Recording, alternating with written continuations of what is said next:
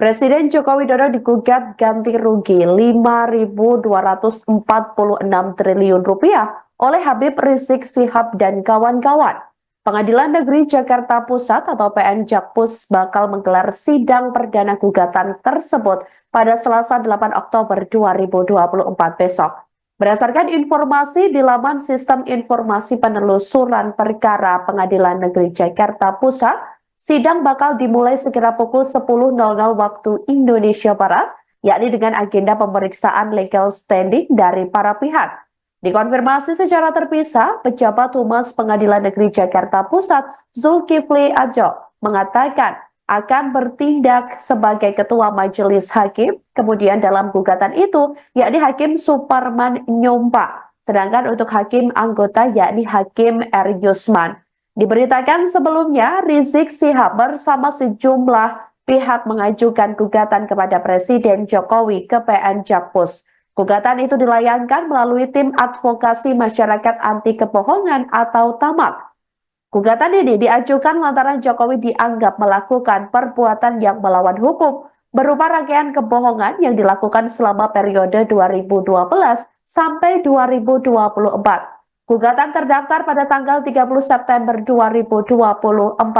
Menurut penggugat, Jokowi sejak menjadi Cagup DKI Jakarta tahun 2012, Capres tahun 2014 dan 2019, hingga menjabat sebagai presiden, telah melakukan rangkaian kebohongan. Selain itu, kata-kata bohong tersebutlah yang memberikan dampak buruk terhadap Indonesia. Rangkaian kebohongan tersebut dianggap terus dikemas untuk pencitraan, menutupi kelemahan dan kegagalan yang terjadi.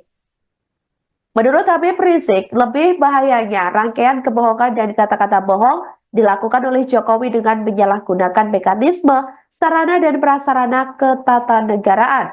Menurut penggugat, bila kebohongan dibiarkan tanpa ada konsekuensi hukum, maka akan mencoreng sejarah Indonesia, yakni yang menjunjung nilai-nilai kejujuran dalam kehidupan berbangsa.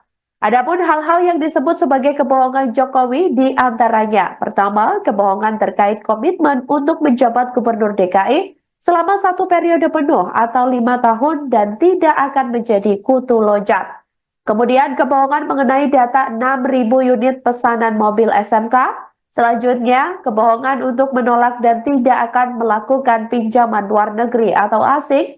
Lalu kebohongan akan melakukan swasembada pangan. Kebohongan tidak akan menggunakan APBN untuk pembiayaan sejumlah infrastruktur seperti Kereta Cepat Indonesia-Cina atau KCIC. Serta kebohongan mengenai data uang 11.000 triliun yang ada di kantong Jokowi.